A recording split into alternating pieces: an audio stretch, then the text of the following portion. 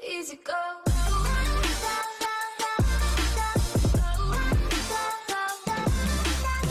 Salut, c'est Sglug, merci de suivre cette aventure, merci pour les inscriptions. N'oubliez pas d'activer les notifications pour être prévenu des prochaines vidéos. Merci aussi de commenter, de poussoyer et de partager. En regardant cette vidéo, vous prenez le risque d'apprendre quelque chose et je décline toute responsabilité en cas de surchauffe neuronale. Je pars du principe que vous avez vu les anciennes vidéos. Dans la dernière vidéo, je vous ai montré comment j'ai réalisé un Yoda de 20 cm. Dans cette vidéo, je vous montre comment je répare la poignée de ma valise grâce à l'impression 3D. C'est l'occasion d'utiliser Fusion 360 dans un exercice de conception d'objets. Allez, c'est parti! Donc j'ai déjà démonté la poignée. Alors c'est pas très compliqué, hein. Il y a une vis ici et une vis ici. Pour ouvrir, c'est les deux qui sont ici. Donc pour l'ouvrir, voilà, c'est comme ça. Et c'est cette partie-là qui est cassée. Voilà, c'est en 3 parties. Ça c'est toujours bon, donc on va la laisser. Celle-là aussi. Et alors j'ai déjà essayé de coller hein, avec des renforts, un renfort un apport de matière, mais ça n'a pas fonctionné parce que en fait la partie qui est ici là qui a cassé, elle est vraiment très fine. Donc ça fonctionne comme ça. Hein, ça c'est comme ça ici là. Et quand on appuie dessus, ça vient enfoncer deux tiges qui sont ici là sur les bords. Et du coup, forcément, cette pièce là, elle plie comme ça. Et les parties qui sont là, elles sont quand même assez fines et là ici on peut voir que c'est quasiment creux. Donc forcément c'est pas solide du tout. Donc on va refaire cette pièce là. Pour faciliter des choses, j'ai déjà tracé une ligne. Ensuite j'ai positionné à peu près comme je pouvais la pièce dessus en suivant bien la ligne parce que de toute façon tout est symétrique par rapport aux axes. J'ai remis cette pièce qui est ici à peu près dans l'axe. Voilà. Avec un stylo je fais le contour. Et ensuite je retrace une autre ligne parallèle. Ici on peut voir le cercle qui rentre un petit peu à l'intérieur, ça fait, et le bouton dépasse un petit peu ici. Donc j'ai remis, si on la voit, l'arête ici par rapport à l'arête qui est ici. Voilà, je l'ai repositionné comme ça et j'ai fait le contour comme ça. Le plus important en fait c'est de repérer les trous que j'ai fait à l'intérieur. Ça va me permettre de trouver le centre. Je refais une photo dans ce sens là pour avoir la hauteur. Donc la petite astuce c'est de positionner le mètre pour pouvoir remettre la photo à la bonne dimension. Donc maintenant on est sur Fusion 360. La première chose à faire, c'est créer un nouveau composant. Et tout de suite, je vais enregistrer. Donc je suis dans mon répertoire réparation. Je vais l'appeler valise. Je sauvegarde. Comme ça, je vais pouvoir enregistrer régulièrement et pas perdre mon travail. Donc la première chose qu'on va faire, c'est qu'on va insérer un canvas. Donc les canvas, c'est les images. Je vais insérer une image depuis mon ordinateur. J'avais créé un répertoire et j'avais importé la photo qu'on avait faite. Donc c'est celle-là. Faire ouvrir. Ensuite, il nous demande sur quelle face on veut poser l'image. Donc moi, je vais la mettre vue de dessus, donc sur cette partie ici. Voilà. On va aller sur le top, en haut là. Voilà. Pour l'instant, on ne se préoccupe pas de la positionner, puis on fait OK pour la valider. Voilà, maintenant le canvas il est bien dans mon composant, je peux aller l'ouvrir et puis je vais lui dire de le calibrer. Je vais zoomer avec la molette, je zoome pour revenir jusqu'à voir mon image en gros. Donc je vais dire que entre ce point là, donc je vais essayer de me mettre pile dessus et ce point là. Alors des fois, vous voyez que ça saute un petit peu, ce qu'il faut faire c'est dans les grilles Unsnaps, décocher grille lock de façon à avoir un peu plus de liberté. Donc plus on est précis au début, mieux c'est pour la suite. Voilà. Et ici, je dis que ça fait, on est en millimètres, mais 100 mm. Donc là, il faut dézoomer, puisque du coup, donc toujours avec la molette. Donc là maintenant on est à taille normale. Alors du coup cette ligne là, elle paraît un petit peu de travers, mais le fait est que la mise à l'échelle de l'image, probablement due au fait que je l'ai prise et j'étais pas parfaitement parallèle au bureau, ben il y a toujours des petits décalages. Donc c'est un guide, mais c'est pas non plus quelque chose de parfait. Maintenant, si je veux la modifier, je peux retourner dessus, je peux faire Edit Canvas. Ici, si je veux la voir un petit peu mieux, je peux voilà, augmenter un peu parce que par défaut elle est à 50% et effectivement c'est peut-être plus sympa d'avoir un peu plus de couleurs. Ensuite, voilà, pousser un petit peu vers le haut pour essayer de mettre voilà, la ligne ici et puis alors, je vais la décaler un peu comme ça. Voilà, on voit mieux. Donc ici pour la main pour pouvoir déplacer. Et puis pour lâcher la main, il faut faire échappe, escape, pour revenir sur l'outil principal. Et puis ensuite, maintenant, ce qu'il faut, c'est que j'essaie de la réaligner un petit peu. Donc je dois avoir un petit degré d'écart. Donc en tournant, donc j'attrape ici la rotation. Et puis maintenant que je l'ai attrapé, ça sera plus rapide de dire ici que je veux 1 degré. Bon, du coup je veux pas 1 degré, je veux moins 1 degré. Voilà, et je suis pas bien loin, mais c'est pas tout à fait ça. 0.5, bon, 0.5 c'est plutôt pas mal. Donc je vais valider comme ça. Est-ce que je suis à peu près centré? J'ai du mal à voir si je suis centré. On verra plus tard. Ok. Maintenant ce qu'on va faire, c'est on va commencer à créer un sketch. Donc voilà, je vais créer un sketch sur la vue de dessus. Très bien. Et ce qu'on va faire en premier, c'est essayer de trouver le centre du bouton. Pour trouver le centre du bouton, je vais prendre les points intérieurs du trait, puisque la partie plastique pour laquelle j'ai fait l'empreinte, elle démarre en réalité ici. Et elle est forcément à l'intérieur de tout ce que j'ai marqué. Pas sur le trait, parce que du coup ça ferait trop épais comme pièce. Il va falloir que je trouve comment centrer cette partie-là correctement. Donc ce que je fais, c'est que je vais faire une ligne qui va partir de là, horizontale, qui va jusque là. Cette ligne-là, je dis ici que c'est un trait de construction, donc elle se met en pointillé. Maintenant, depuis cette ligne-là, quand je pose mon curseur dessus, il y a une petite croix, du coup maintenant j'arrive à me déplacer sur la ligne. Et ici, là, il y a un petit triangle qui est apparu, et le petit triangle m'indique que je suis pile au milieu. Voilà. Donc là, je fais un point pour démarrer une droite, verticalement. Voilà. Et je dis OK. Et donc, le point qui est ici, je dois l'aligner avec celui qui est là. Et donc, je vais mettre une coïncidence entre ce point-là et ce point-là. Voilà, donc ma droite a bougé. Maintenant, il faut que j'aille décaler mon image pour la remettre correctement en place. Donc, je vais aller dessus, clic droit. Alors, je suis peut-être... Voilà, il faut que je lâche l'outil avant. Je lâche l'outil, je clique droit, je fais Edit Canvas. Et là, au-dessus, là, les parties du dessus, en fait, elles sont hors champ quand c'est en petit écran. Mais donc là, je vais juste la décaler dans ce sens-là. Hop, dans l'autre sens, pour faire coïncider ce point-là avec le trait. Pour mon canvas, c'est OK. Donc je reviens sur mon sketch. Maintenant, il est centré horizontalement. Alors, cette ligne de construction, je veux plus qu'elle bouge, donc je vais la fixer avec Fixed. Du coup, on la voit pas très bien, mais elle est passée en vert. Dans le même temps, je vais lui donner une longueur. Comme ça, je suis sûr qu'elle va plus bouger. Donc là, je peux plus du tout la bouger dans aucun sens. Si j'essaie de prendre le point et de le déplacer, je peux pas, parce que je l'ai fixé sur la ligne ici et sur la longueur, donc il ne peut plus du tout bouger. Lui, que je peux encore bouger, je vais y faire une autre ligne, je vais prendre un point ici et un point ici, ok. Ensuite, je vais dire que ce point-là et ce point-là, ils sont égaux. Donc ça veut dire qu'en distance et en angle, ils sont égaux. Donc ils se déplacent ensemble maintenant. Et là, on peut voir que du coup, je suis pas très bien placé. Il faut que je le décale un petit peu. Donc je vais reprendre mon canvas et je vais le dézoomer un peu pour choper la hauteur. Voilà, maintenant que j'ai mis la hauteur, je peux dire -1, c'est trop, 0,5, c'est plutôt pas mal. Voilà, je pense que là c'est bien, je valide. Et donc cette partie-là, je vais dire que c'est une construction. Je vais lui dire qu'elle est fixe. Cette partie-là, je vais dire que c'est une construction. Je vais dire qu'elle est fixe et je vais donner la longueur de celle-là. J'ai mesuré au pied à coulisse la distance entre ce point-là et ce point-là et je trouve 13,01.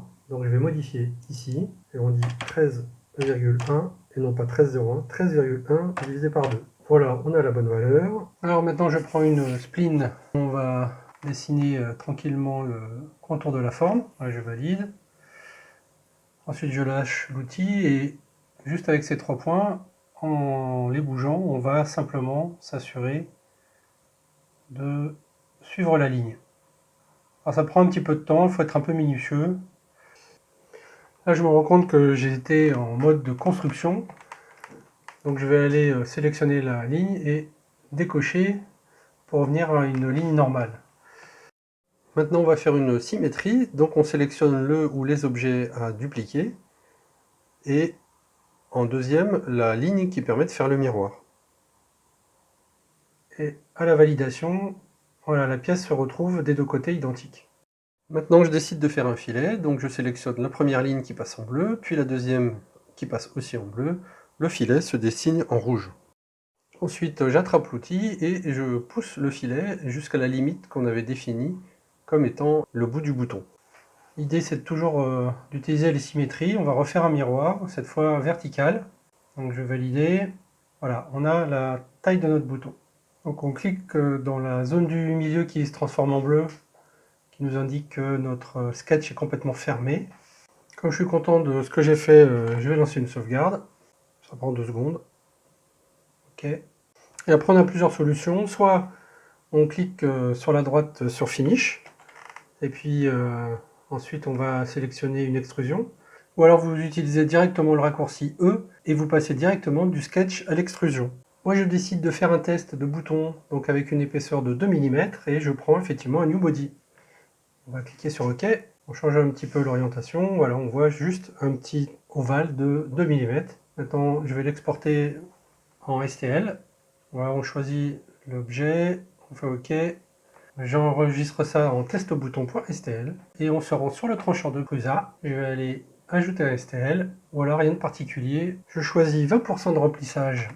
Bon, et là, j'ai pas vraiment besoin de support. Et en 0,3 mm, ça sera largement suffisant. Donc 4 minutes d'impression.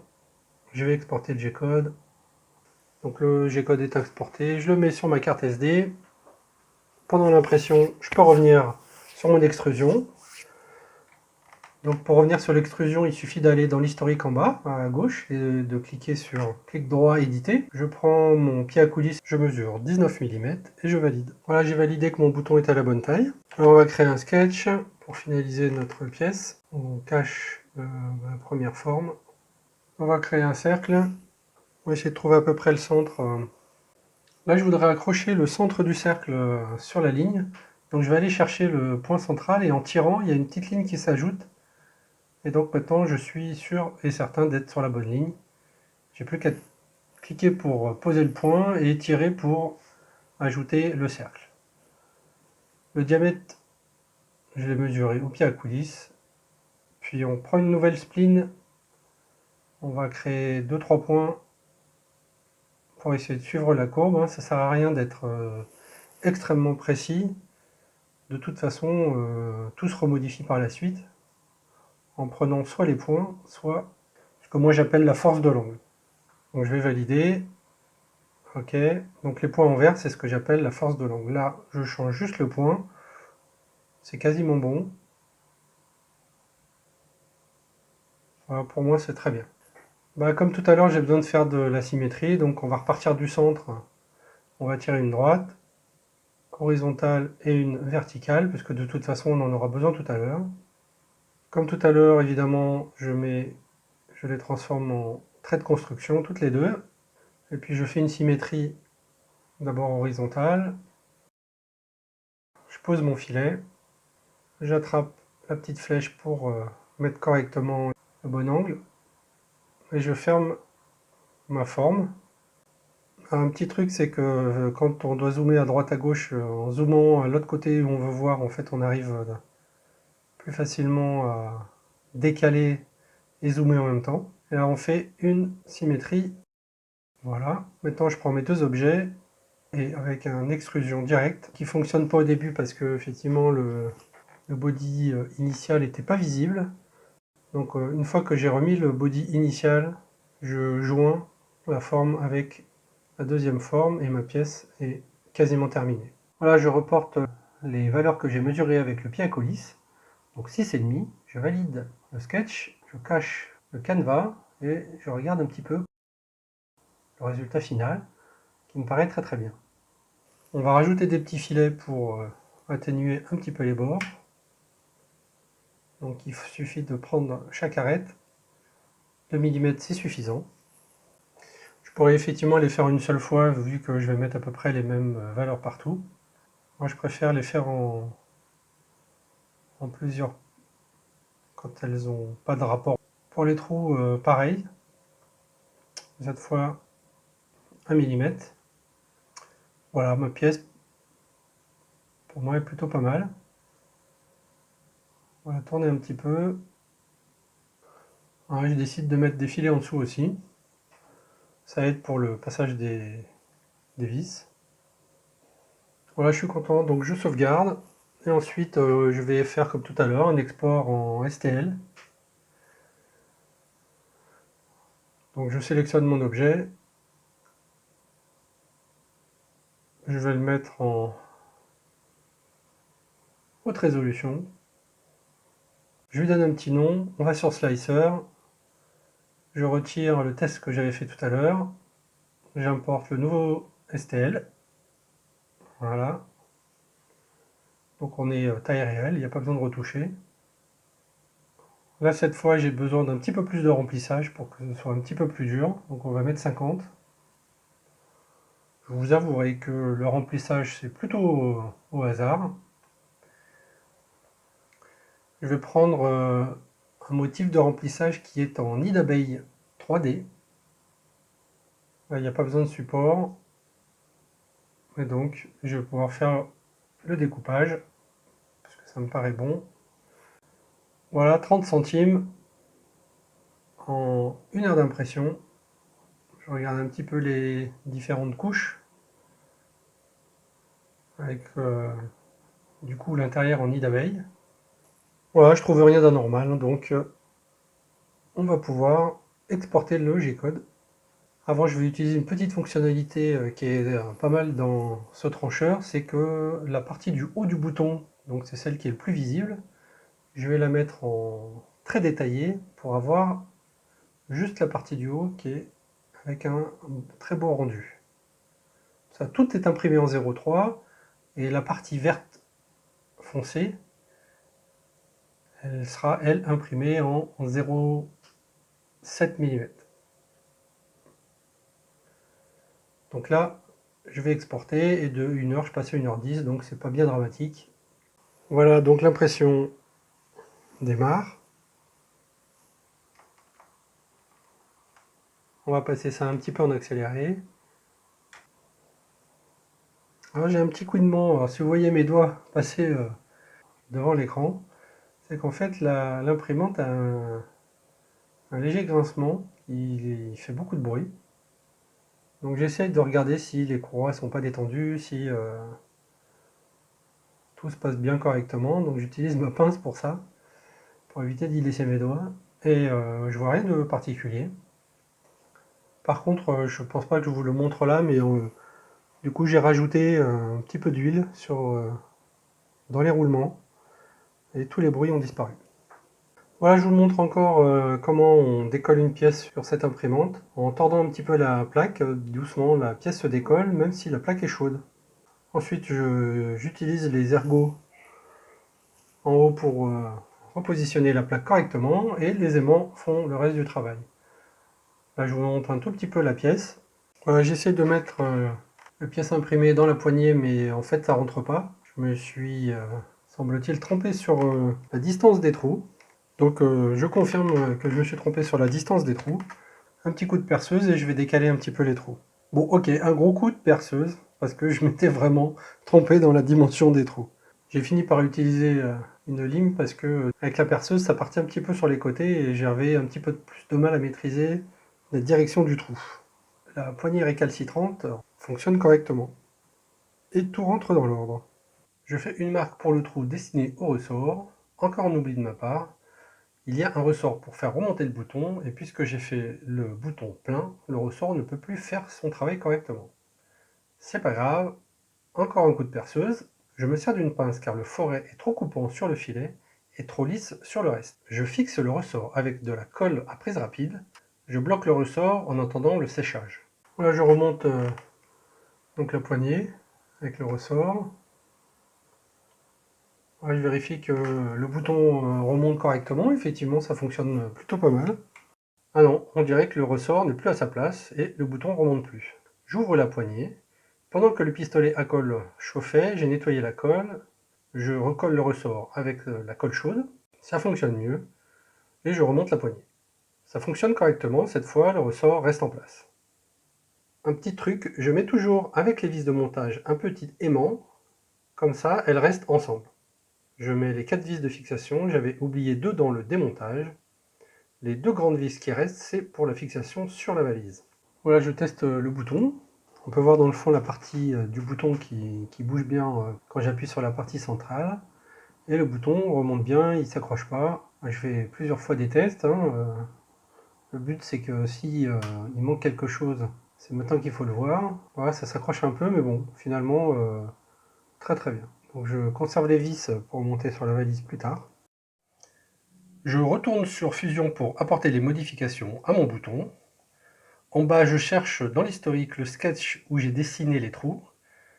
Quand le curseur passe sur le sketch, celui-ci apparaît en bleu, puis clic droit avec la souris, et dans le menu, on choisit Éditer le sketch. On peut aussi aller dans le menu Afficher à gauche, et trouver le sketch, ça revient au même. Je prends un outil de mesure pour reporter correctement la distance entre le bouton et le trou, sauf que je n'arrive pas à attraper le point qui m'intéresse, donc je vais faire un trait de construction pour me permettre de reprendre la bonne cote. Voilà, en choisissant correctement l'ordre des sélections des points, Fusion comprend quelle mesure je veux prendre. Il ne me reste plus qu'à saisir la bonne valeur. Notez que j'ai pris soin de modifier la distance du côté original de la symétrie, ce qui permet à l'autre trou d'être aussi décalé. Je finis mon sketch et comme vous pouvez le voir, toutes les modifications suivantes ont été réappliquées. Donc maintenant, dans la barre d'historique en bas à gauche, le curseur est bien revenu à l'état final et on voit à nouveau tous les filets. Voilà, je change la vue, on va voir un petit peu mieux tous les filets. Voilà, je regarde un petit peu dessus-dessous. Voilà, tout est correctement fait. Donc maintenant, je vais reporter le trou que j'avais oublié, le trou du dessous, pour le ressort. Donc je fais un sketch et je vais le faire directement sur la face inférieure de mon bouton. Sélectionner un cercle. Ensuite, je vais simplement aller pointer le centre et faire mon petit cercle, un petit peu plus gros que la taille de mon ressort. Voilà. En faisant directement E, on est passé en mode extrusion. Et là, même si ça ne s'ouvre pas énormément, voilà, en choisissant l'objet, je vais aller creuser à l'intérieur de mon bouton une bonne hauteur pour le ressort. Voilà, je valide. On va regarder en dessous, donc voilà, le trou est fait. Pour aider au passage du ressort, je vais rajouter un petit filet, 1 mm, ça sera suffisant. Voilà, donc je sauvegarde le résultat final. Maintenant, c'est ma nouvelle pièce. Si par hasard l'ancienne venait à casser, je reviendrai dessus, j'aurai au moins à nouveau les trous qui sont normalement au bon endroit, et le trou pour le ressort. Voilà, maintenant on va procéder au montage de la poignée de la valise. Si vous entendez un petit peu derrière, il y a énormément de vent aujourd'hui, il y a une petite tempête. Là, comme vous pouvez le voir, la partie monte pas, il faut appuyer donc sur le bouton, c'est donc la fonction de la poignée d'appuyer pour permettre à cette tige de remonter. Je présente la poignée dessus. Voilà, la difficulté, c'est que la partie qui dépasse doit rentrer dans un logement dans le fond de la poignée, et évidemment, elle ne se présente pas correctement. Il faudrait qu'elle soit vers la droite et naturellement elle va vers la gauche. Donc j'ai un petit peu de mal à la positionner correctement. Donc j'essaye plusieurs techniques. Après plusieurs essais infructueux, j'ai quand même réussi à le positionner correctement. Je l'ai tourné, alors il y a peut-être un sens sur la poignée, je sais pas. Donc là, j'ai enfin trouvé comment la rentrer correctement.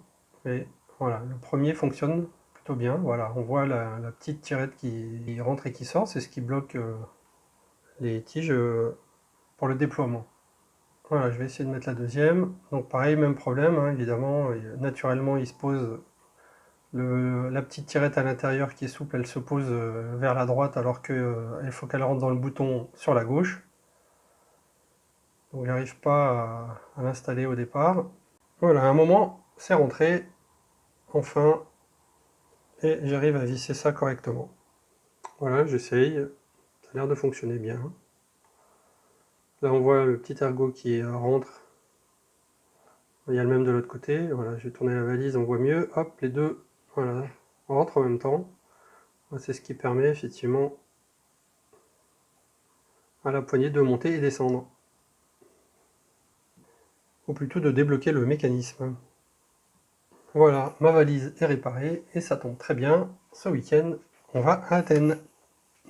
Alors je pensais avoir une super idée en prenant une photo avec le maître pour avoir les cotes exactes dans Fusion 360. Malheureusement, vous avez vu, quand on change les dimensions de la photo, du coup on perd dans les cotations. Bon, je sais pas trop à quoi c'est dû, la position de la photo, de l'appareil photo par rapport au plan de travail, enfin bon, je sais pas. Si vous avez une idée de pourquoi quand on prend une photo avec la mesure et qu'on la met à la bonne dimension, on n'est toujours pas à la bonne cote, utilisez les commentaires et aidez-nous. Dans cette vidéo, nous avons vu la réparation d'une valise. C'était évidemment une excuse pour pouvoir utiliser Fusion 360. Nous avons vu comment importer un canevas, donc une photo dans Fusion 360 et la mettre à la bonne dimension. Nous avons vu que du coup cette photo nous permettait simplement d'avoir un guide mais pas des dimensions réelles. Nous avons vu comment revenir sur les canevas et modifier l'opacité puis la déplacer dans le plan pour la repositionner correctement. Nous avons vu que les images importées du coup nous permettaient quand même d'avoir un guide pour la modélisation. Nous avons vu comment créer des sketchs. Nous avons vu comment créer des lignes de construction et les fixer dans le plan. Nous avons vu comment créer des coïncidences de points et de tangentes. Nous avons vu comment créer une spline pour reproduire une forme particulière. Nous avons vu comment créer un filet dans un sketch. Nous avons vu comment fermer une forme pour pouvoir l'extruder. Nous avons vu comment créer des filets dans plusieurs angles en même temps après l'extrusion. Nous avons vu comment nous servir de l'historique pour nous permettre de retrouver un sketch et le modifier. Nous avons vu comment exporter notre objet au format STL pour pouvoir l'imprimer. Nous avons révisé l'importation dans le slicer Prusa et la modification de certaines couches pour nous permettre d'avoir plus de précision sur la hauteur du bouton. Accessoirement, nous avons vu comment exporter une petite partie de notre objet pour pouvoir valider les dimensions. Nous avons vu comment récupérer nos erreurs de conception pour éviter le gaspillage de plastique. J'espère que ces informations vont vous aider. N'hésitez pas à mettre des commentaires et à partager. N'oubliez pas de vous abonner et d'activer les notifications pour être prévenu des prochaines vidéos. Si vous aimez ou pour m'encourager, vous soyez. Sinon, mettez un pouce vers le haut. Allez, ciao, bon dimanche.